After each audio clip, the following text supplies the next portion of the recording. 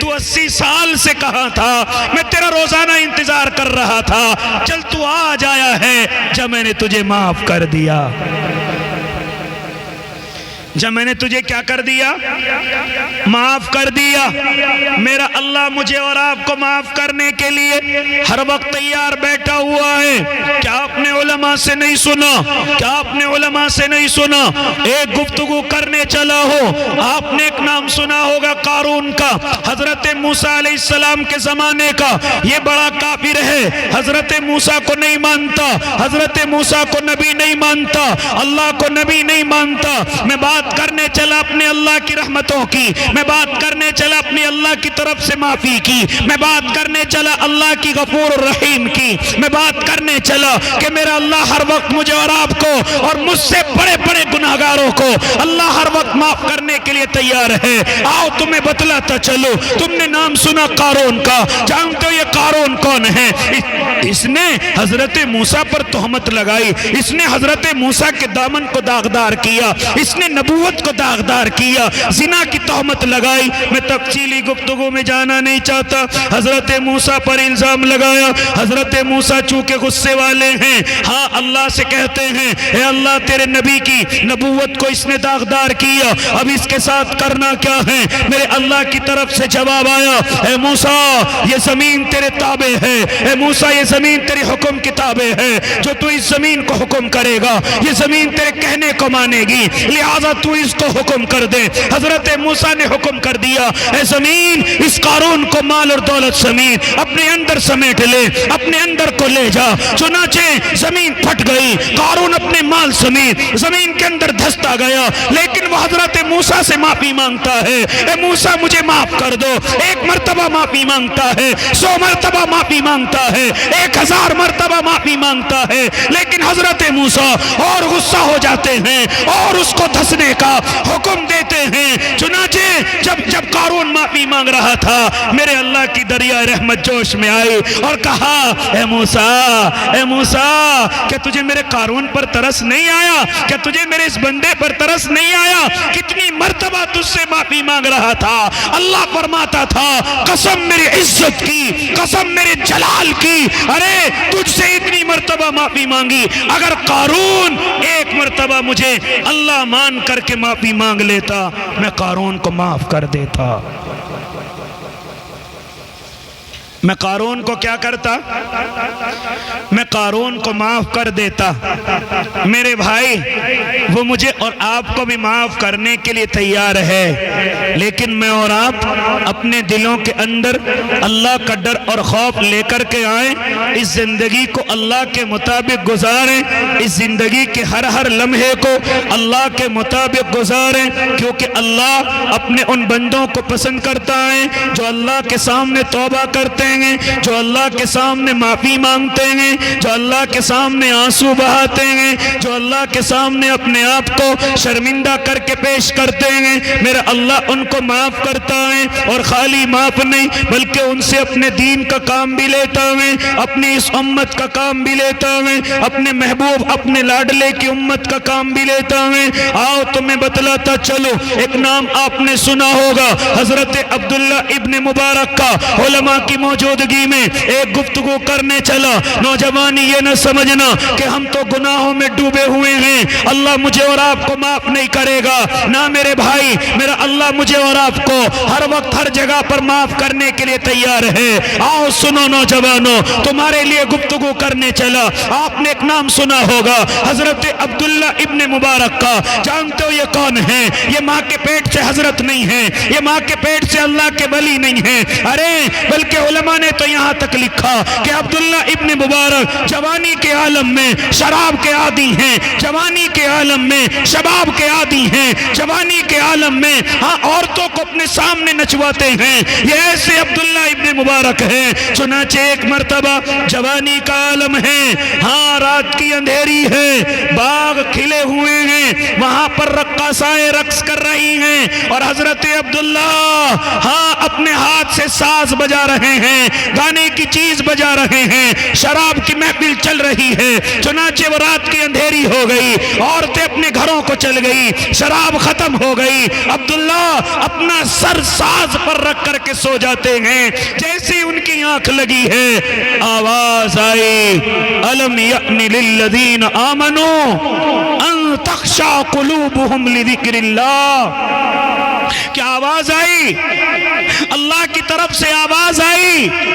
جب کہنے والا کہتا ہے کسی پرندے نے آواز لگائی الم یأن للذین آمنوا ان تخشع قلوبہم لذکر اللہ، کیا ایمان والوں کے پاس وہ وقت نہیں آیا کہ ان کے قلوب اللہ کے ذکر سے ڈر جائیں، ان کے دل اللہ کے ذکر سے ڈر جائیں؟ چنانچہ یہ آواز جیسے عبداللہ ابن مبارک کے کانوں کے اندر پڑی ہے، عبداللہ ابن مبارک کے کانوں میں جب یہ آیت گونجتی ہوئی آئی ہے، ہاں ان کی آنکھیں کھلی ہیں، انہوں نے شراب کی بوتلوں کو پھینک دیا، اس ساز کو توڑ ڈالا اور جا کر کے مسجد کے اندر اللہ کے سامنے سجدے میں گر گئے۔ اللہ اللہ، کیا یہ آواز میرے لیے تھی؟ اللہ کیا تو مجھے معاف کر سکتا ہے؟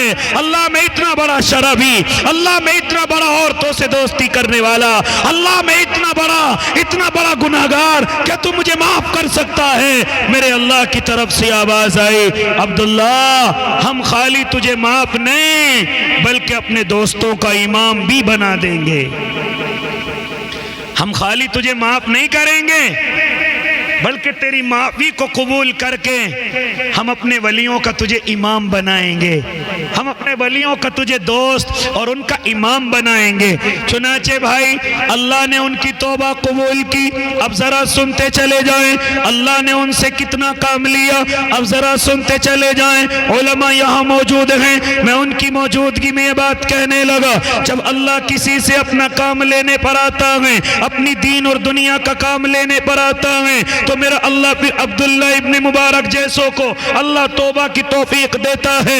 جب حضرت عبداللہ نے معافی مانگی اور اللہ نے ان کی توبہ کو قبول کیا، اللہ نے ان کی معافی کو قبول کیا، چنانچہ وہ سجدے سے سر اٹھا کر اپنے گھر پر آئے، اپنے والد صاحب سے کہا والد صاحب مجھ سے وہ کام کچھ لے لیجئے۔ چنانچہ والد صاحب گھر کے اندر جاتے ہیں اور 40,000 درہم لے کر کے باہر آتے ہیں اور کہتے ہیں عبداللہ لو انہیں 40,000 درہم کو لے کر کے چلے جاؤ اور جا کر کے کوئی تجارت کرنا، کوئی نفع کما کر کے لانا تاکہ ہم بھی نفع میں ہو جائیں، ہمارا گھر بھی نفع میں ہو جائے۔ حضرت عبداللہ ان 40,000 درہم کو لے کر معلوم کرتے ہیں، ہاں کوئی تجارت نہیں کرتے بلکہ معلوم کرتے ہیں کہ دین اسلام کی پڑھائی کن کن ملکوں کے اندر ہیں۔ چنانچہ راوی بیان کرنے والا بیان کرتا ہے کہ عبداللہ ان 400 درہموں کو لے کر، ہاں 400 ملکوں کے اندر 40,000 درہموں کو لے کر 400 ملکوں کے اندر تقریباً جاتے ہیں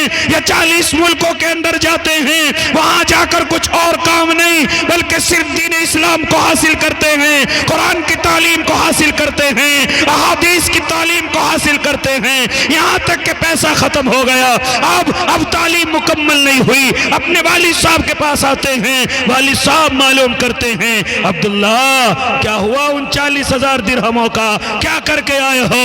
تو عبداللہ کہتے ہیں والد صاحب میں نے دنیا کی کوئی تجارت نہیں کی، میں تو دین اسلام کو ان پیسوں کے بدلے سیکھ کر کے آیا ہوں۔ کیا کر کے آیا ہوں؟ دین اسلام کو سیکھ کر کے آیا ہوں۔ والد صاحب خوش ہو گئے کہ میرا گناہگار بیٹا اللہ اتنا اونچا کام اس سے لے سکتا ہے۔ فوراً گھر کے اندر گئے، اللہ کے سامنے رونا شروع کر دیا، اے اللہ تیرا شکر ہے کہ تو نے میرے بیٹے کو گناہوں کی زندگی سے نکال کر علم دین کی زندگی میں داخل کر دیا، اللہ تیرا شکر ہے۔ اتنا شکریہ ادا کیا کہ 20,000 درہم لے کر کے اور آئے اور لا کر کے حضرت عبداللہ کے ہاتھوں میں دے دیے، او بیٹے جاؤ جو تمہاری تعلیم مکمل نہ ہوئی اس تعلیم کو مکمل کر کے آؤ۔ چنانچہ پھر حضرت عبداللہ اس تعلیم کو سیکھ کر کے آئے، پھر کتنے بڑے عالم بنے، جو ابھی شراب کا عادی ہے کتنا بڑا عالم بنا، جو ابھی گناہوں میں ڈوبا ہوا ہے کتنا بڑا عالم بنا، جو ابھی شباب کا عادی ہے وہ کتنا بڑا عالم بنا. آؤ ذرا معلوم کرو علماء سے عبداللہ ابن مبارک کتنے بڑے عالم بنے ہیں. آؤ تمہیں بتلاتا چلو کتنے بڑے عالم. ہارون رشید کا زمانہ ہے, اپنی بیوی کے ساتھ بیٹھا ہوا ہے. ہارون رشید کو کسی شور کی آواز آئی ہے, معلوم کیا کہ جاؤ کسی نے شاید ہمارے ملک پر حملہ کر دیا ہے, ہمارے محل پر حملہ کر دیا ہے.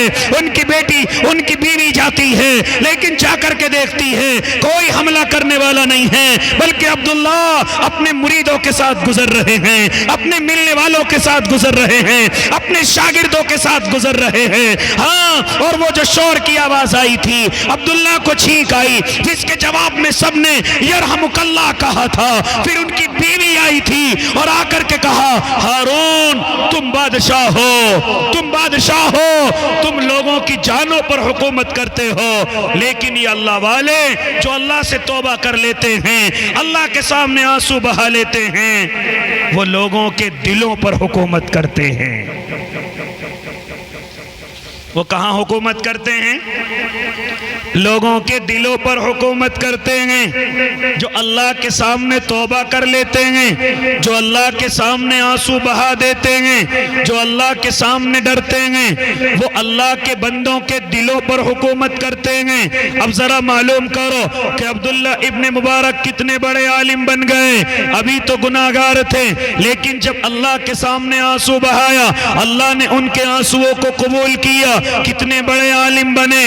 ہاں, بیان کرنے والا بیان کرتا ہے, لوگوں نے کہا عبداللہ ہمیں تم حدیث کا سبق سنائیے, ہمارے سامنے حدیث کا سبق پڑھیے. چنانچہ جب عبداللہ حدیث کا سبق پڑھتے تھے, حدیث سناتے تھے, تو جہاں تک نظر جاتی تھی وہاں تک مجمع نظر آتا تھا. یہاں تک کہ اس وقت مائک کا انتظام نہیں. ہاں, بیچ میں سے کوئی کھڑا ہو کر عبداللہ کے سبق کو سناتا تھا, پھر اس سے پیچھے کوئی اور کھڑا ہو کر کے سبق سنا تھا, پھر اس سے پیچھے کھڑا ہو کر کوئی اور سبق سنا تھا. بیان کرنے والے نے بیان کیا کہ اس طرح اونچی آواز میں سبق سنانے والوں کی تعداد ایک یا دو نہیں بلکہ 1200 کی تعداد ہوتی تھی. کتنوں کی تعداد ہوتی تھی؟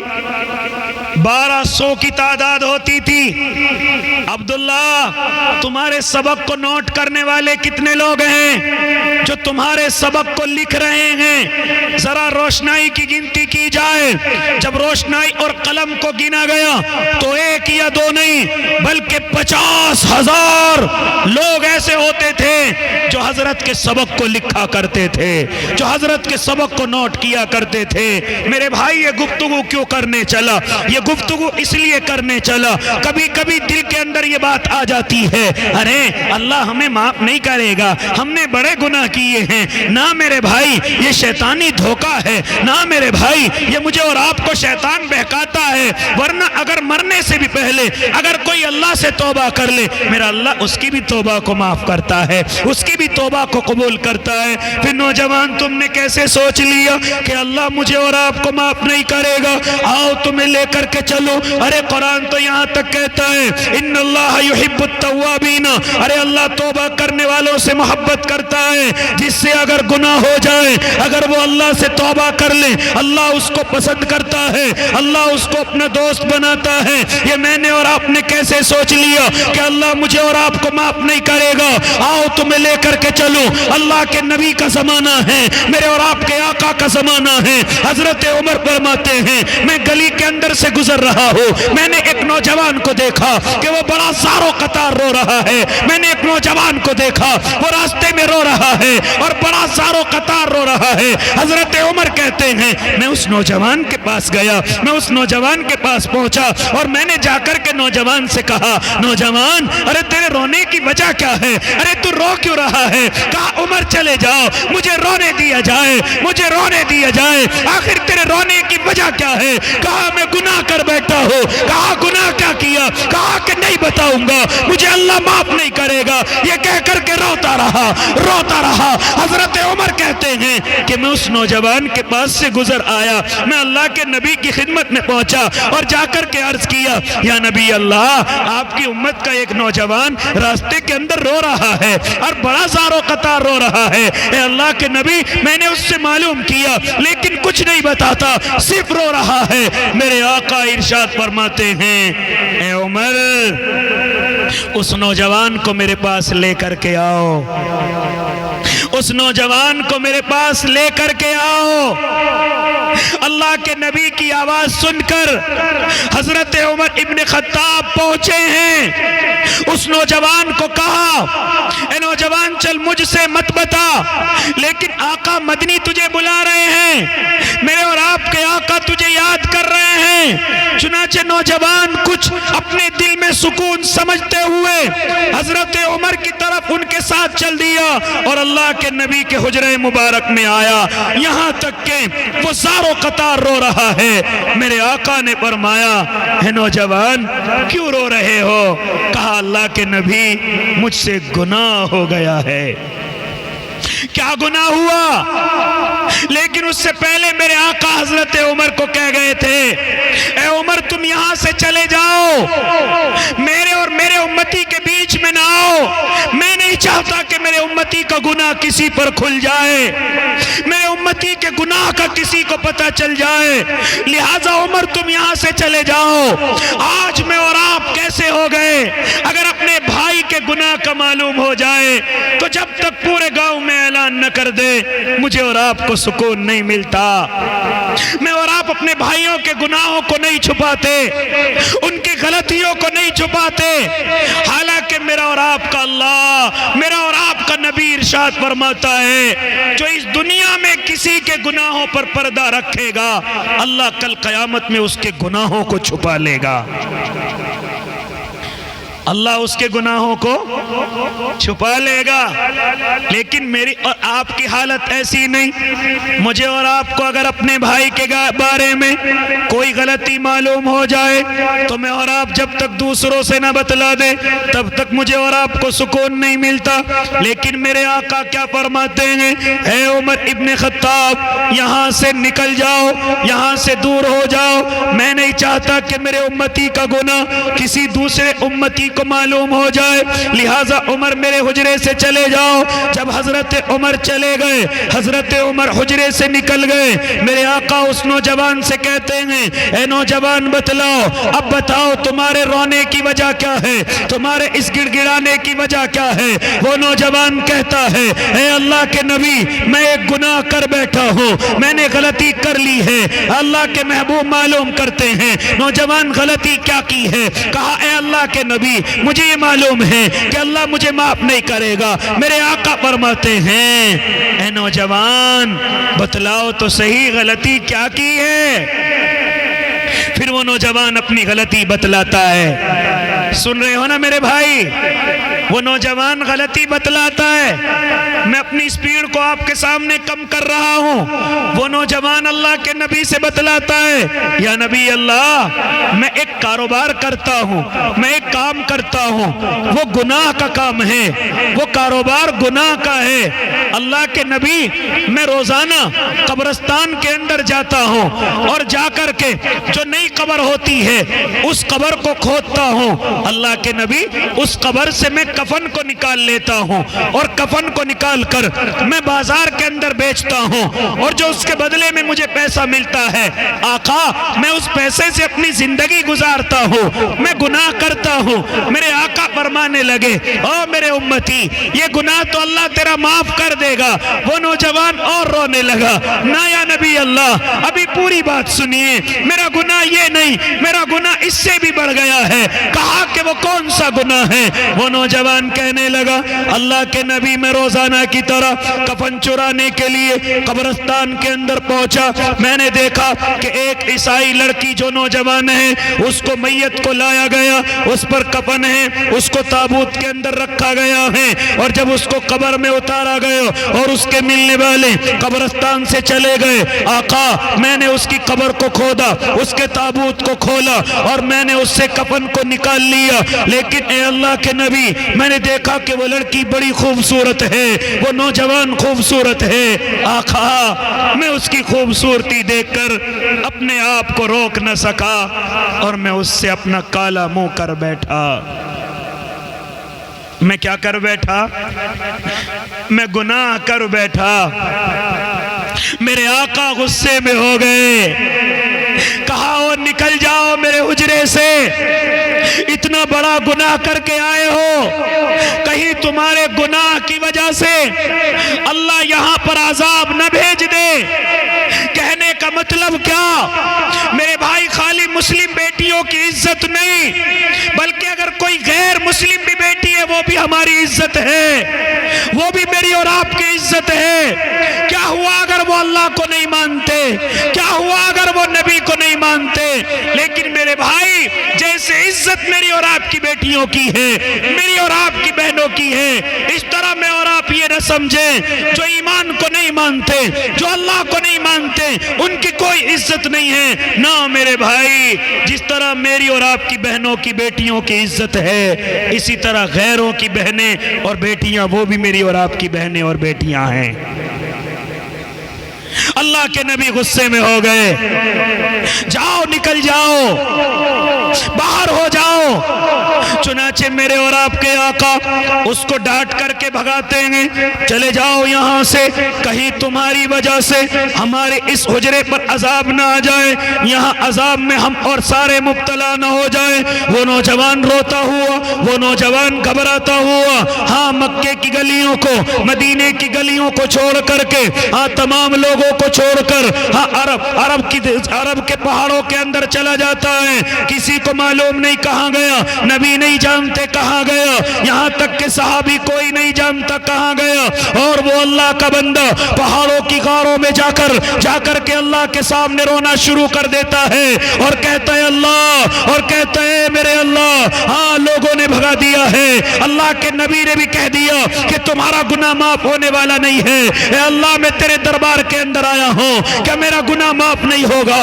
روزانہ روتا رہا، روزانہ تڑپتا رہا، اللہ کے سامنے آنسو بہاتا رہا، یہاں تک کہ روتے ہوئے اس کو 40 دن ہو گئے، یہاں تک کہ روتے ہوئے 40 دن مکمل ہو گئے۔ میرے اللہ کی دریائے رحمت جوش میں آئی، حضرت جبرائیل کو بھیجا، اللہ کے نبی کے پاس جاؤ اور جا کر کے معلوم کرو، اے نبی جی بتلاؤ، ہاں عزت دینے والے آپ ہیں یا ہم ہیں؟ میرے آقا کہتے ہیں آپ ہیں، بتاؤ روزی روٹی دینے والے آپ ہیں یا ہم ہیں؟ اللہ کے نبی کہتے ہیں اللہ جی آپ ہیں، بتاؤ گناہوں کو معاف کرنے والے آپ ہیں یا ہم ہیں؟ اللہ کے نبی نے فرمایا اللہ وہ بھی آپ ہیں۔ چنانچہ جب میرے اللہ نے یہ سنا، میرے اللہ نے ارشاد فرمایا، اے نبی جی تم نے کیسے سوچ لیا کہ ہم اس گناہگار کو معاف نہیں کریں گے؟ جاؤ وہ فلاں غار میں رو رہا ہے، اپنے کسی صحابی کو بھیجو اور اس سے جا کر کے کہو کہ ہم نے اس کے گناہ کو معاف کر دیا ہے،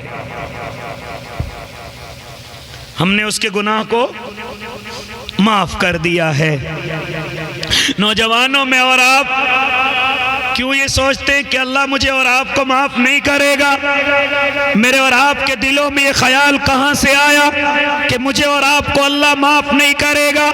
ارے اس نے بڑے بڑے گناہگاروں کو معاف کیا، بڑے بڑے خطا کاروں کو معاف کیا، لیکن اگر میں اور آپ پھر گفتگو اپنی دہرانے چلا، پھر اپنی بات کو دہرانے چلا، اگر میں اور آپ چاہتے ہیں کہ اس زمین کے حکمراں ہو جائیں، میں اور آپ چاہتے ہیں یہ پوری دنیا اور اس کے لوگ مجھ سے اور آپ سے گھبرانے لگیں، تو مجھے اور آپ کو چاہیے کہ میں اور آپ اپنے اللہ سے ڈرے، میں اور آپ اپنے اللہ کے سامنے راتوں کی تنہائیوں میں آنسو بہائیں، راتوں کے اندھیروں میں اپنے آنسو بہائیں۔ اگر ایک بھی آنسو نکل گیا، یاد رکھنا اگر زمین پر ایک بھی سجدہ نہ کیا، رب کعبہ کی قسم میرا اللہ مجھے اور آپ کو معاف کرنے کے لیے تیار ہے۔ ایک مرتبہ توبہ تو کریں۔ میں اپنی بہنوں سے کہنے چلا، میں اپنی بہنوں سے کہنے چلا، میں اپنی ماں سے کہنے چلا ارے یہ نہ سمجھنا کہ صرف محنت کر کے لوگ ہی اللہ کے قریب ہو سکتے ہیں، لوگ ہی اللہ کے ولی بن سکتے ہیں۔ نہ میری بہنوں، اگر تم بھی توبہ کرو گی، اگر تم بھی اللہ کے سامنے اپنے آنسوؤں کو بہاؤ گی، اگر تم بھی اللہ کے سامنے معافی کو مانگو گی، تو اللہ تمہیں بھی اپنے قریب کرے گا، اللہ تمہیں بھی اپنی ولیہ بنا لے گا۔ کیونکہ ایک زمانے میں اگر حسن بصری اللہ کے ولی ہو سکتے ہیں تو اسی زمانے میں رابعہ بصریہ بھی اللہ کی ولی ہو سکتی ہیں۔ اس لیے میری مائیں بہنیں بھی یہ نہ سوچیں کہ اللہ ہمیں معاف نہیں کرے گا۔ نہ بہنوں، جس طرح اللہ مردوں کو معاف کرنے کے لیے تیار ہے، اسی طرح عورتوں کو بھی اللہ معاف کرنے کے لیے تیار ہے۔ آؤ ایک مثال تمہیں سمجھاتا چلو، اللہ کے نبی کے زمانے کی مثال ہے، میرے اور آپ کے آقا کے زمانے کی مثال ہے۔ آؤ تمہیں بتلاتا چلو، ذرا میری بہنوں سنو، ایک زمانہ ایسا تھا، ایک وقت ایسا تھا، اگر مائیں بہنیں ہاتھ اٹھا لیں، اگر اللہ کی نیک بندیاں اپنے ہاتھ اللہ کے سامنے اٹھا لیں، تو میرا اللہ ان کے آنسوؤں کو دیکھ کر اپنے فیصلوں کو بدل دیتا تھا، میرا اللہ اپنے حکم کو اتار دیا کرتا تھا۔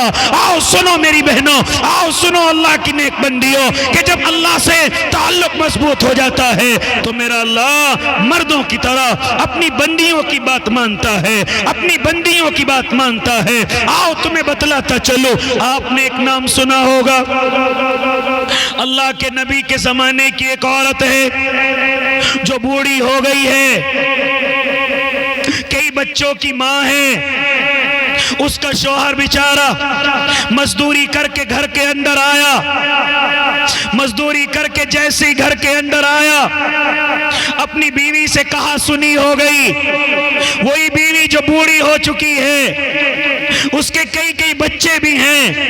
جب اس کا شوہر گھر کے اندر آیا تو اس نے اپنی بیوی کو کچھ کام کے لیے کہا، لیکن غصے میں اس کی بیوی نے منع کیا یا کسی بات پر غصہ آ گیا، چنانچہ اس کے شوہر نے آواز لگائی، انتی علیہ کظہر امی، کہ تم میرے لیے میرے ماں کی پیٹ کی طرح ہے۔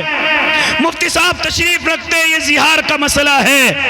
اگر کوئی اپنی بیوی کو اپنی ماں سے یا اپنی ماں کی پیٹ سے تشبیہ دے دے یا حرمت کی چیزوں سے تشبیہ دے دے تو اس پر زہار ہو جایا کرتا ہے۔ کیا ہے؟ نکاح کی کوئی صورت نہیں، بیوی نکاح سے نکل جاتی ہے۔ اللہ کے نبی کے اس زمانے میں اگر کوئی اپنی عورت سے زہار کر لیا کرتا تھا تو کوئی صورت نہ تھی، کوئی صورت نہ تھی کہ نکاح کے اندر واپس آ جائے۔ چنانچہ اس صحابی نے اپنی بیوی کو کہہ دیا، انتی علیہ کظہر امی، کہ تو میرے لیے میری ماں کی پیٹ کی طرح ہے۔ زہار کر بیٹھا، یعنی کہ بیوی اس کے نکاح سے نکل گئی، اب کوئی صورت نہیں ہے بیوی کو نکاح کے اندر لانے کی۔ لیکن بیوی گھبرائی، بیوی کے اندر ڈر پیدا ہوا، میں اب کیسے رہوں گی، میرے بچے کیسے رہیں گے، میرے شوہر نے مجھے اپنے نکاح سے نکال دیا ہے، کوئی صورت اب نکاح کی نہیں ہے۔ میرے بھائی، آج تو زمانہ ایسا ہو گیا، آج تو وقت ایسا ہو گیا کہ لڑائی ہوتی ہیں، اپنی بیویوں کو طلاق تک دے دیتے ہیں، لیکن پھر کہتے کوئی سننے والا نہیں، کسی نے دیکھا نہیں، بیویاں بھی ایسی رہ رہی ہوتی ہیں اور شوہر کو بھی کوئی پرواہ نہیں ہے، حالانکہ وہ طلاق کے بعد اگر میاں بیوی رہتے ہیں تو میاں بیوی نہیں ہے، وہ اجنبی ہیں۔ معلوم کر لینا مفتی صاحب سے کہ وہ پھر نکاح نہیں، وہ زنا ہو جاتا ہے، پوری زندگی زنا رہتا ہے۔ کیا فرمایا تھا میرے آقا نے، کیا فرمایا تھا کہ قرب قیامت میں ایک زمانہ آئے گا شوہر اپنی بیویوں سے زنا کریں گے۔ حدیث سمجھ نہیں آئی، اللہ کے نبی بات سمجھ نہیں آئی کہ شوہر اپنی بیویوں سے زنا کیسے کریں گے، تو جواب ان کا علماء نے دیا، جواب علماء نے دیا کہ کچھ شوہر ایسے ہوں گے جو اپنی بیویوں کو طلاق دے چکے ہوں گے، لیکن نہ بیوی کو پرواہ ہے نہ شوہر کو پرواہ ہے، اور دونوں ایسی زندگی گزار رہے ہیں کہ سمجھتے کسی نے سنا نہیں، سمجھتے کسی نے دیکھا نہیں۔ میرے بھائی، کوئی دیکھے یا نہ دیکھے، سنے یا نہ سنے، لیکن میرے اللہ نے سنا بھی ہے اور دیکھا بھی ہے، اور یاد رکھنا وہ جب تک دنیا میں رہیں گے زنا کرتے رہیں گے۔ یہ قیامت کی نشانیوں میں سے ایک نشانی. لیکن صحابیاں ہیں, جیسے ان کے شوہر نے زہار کیا فوراً تڑپ گئی اور کہنے لگی او شوہر یہ کیا کر دیا, میرے بچوں کا کیا ہوگا, میری اس بوڑھی عمر کا کیا ہوگا, تم نے مجھے اپنے نکاح سے نکال دیا, اب میرا کیا ہوگا. لیکن شوہر پچھتا رہا ہے, پچھتانے سے کوئی فائدہ نہیں. جب طلاق کے لفظ زبان سے نکل جائے پھر پچھتاتے رہو, پچھتانے سے کوئی فائدہ نہیں. اب تو بیوی نکاح سے نکل چکی ہے.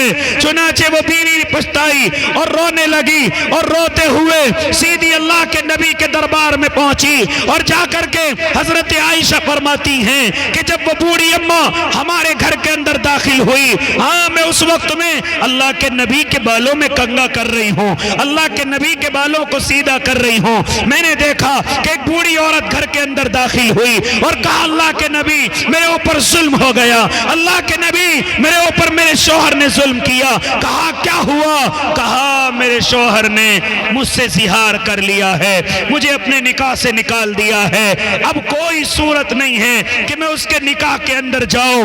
اے اللہ کے نبی کوئی حل تلاش کرو, اے اللہ کے نبی کوئی حل بتاؤ تاکہ میں اپنے شوہر کے نکاح میں جاؤں, تاکہ میں اپنے بچوں کو پال پوس سکوں. اس بڑھاپے کی حالت میں مجھے کون دیکھے گا, میرے بچوں کو کون دیکھا گا, اس لیے اللہ کے نبی میرے لیے کوئی حل تلاش کرو. چونکہ کوئی وحی اتر کر کے نہیں آئی, میرے آقا فرمانے لگے اماں میں اس میں کچھ نہیں کر سکتا, کیونکہ فیصلہ یہی ہے کہ اب آپ اپنے شوہر کے نکاح میں نہیں جا سکتی, آپ اپنے شوہر کے نکاح میں داخل نہیں ہو سکتی. چنانچہ وہ عورت رونے لگی. اللہ کے نبی نے کہا کوئی حکم نہیں.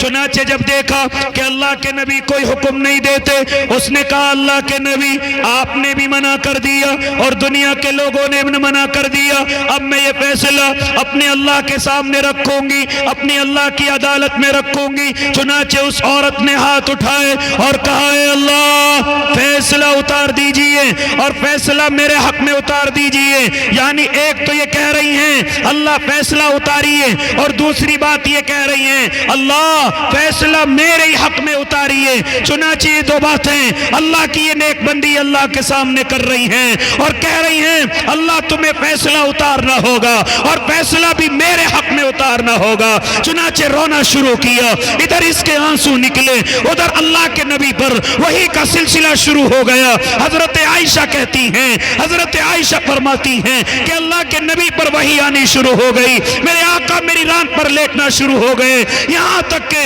اتنا وزن ہو گیا اللہ کے نبی کو پسینہ آ گیا, اللہ کے نبی کانپ گئے. ادھر وہ عورت ہاتھ اٹھائے ہوئے ہے. حضرت عائشہ کہتی ہیں او اللہ کی بندی رک جاؤ, اللہ کے نبی پر وحی اتر رہی ہے, اللہ کے نبی پر وحی کا سلسلہ شروع ہو چکا ہے. اے اللہ کی بندی اپنے ہاتھوں کو روک لو, اپنے ہاتھوں کو ہٹا لو. چنانچہ اللہ کے نبی جیسے وحی کا سلسلہ ختم ہوا اور یہ نورانی چہرہ زلفوں سے باہر آیا, ہاں اللہ کے نبی نے خبر سنائی, مسکرائے, قد سمع اللہ قول التی تجادلک فی زوجها وتشتکی الی اللہ واللہ یسمع تحاورکما ان اللہ سمیع بصیر. اے اللہ کی بندی مبارک ہو, اللہ نے فیصلہ اتار دیا اور فیصلہ تیرے حق میں اتار دیا ہے.